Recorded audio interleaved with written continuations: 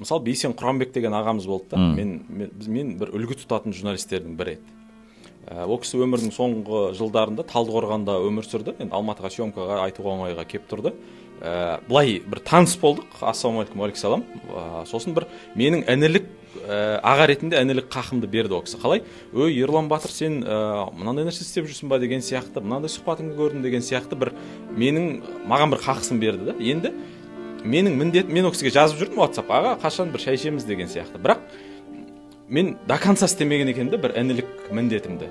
Талдықорғанға іздеп баруым керек екен, аға қаяқтасыз, мен баруым керек деген сияқты мен үлгі тұтатын адаммен жақын танысып, одан үлгісін одан бетер бойыма сіңіргім келетін інімін ба, ерінбей Талдықорғанға барып, ол кісімен танысып, жақын әңгімелесіп, жақын інісі болуым керек екен да. Бір ерінбеу, шаршамау деген міндеттерді де қосу керек екен да, сен бірдеңе үйренгің келсе.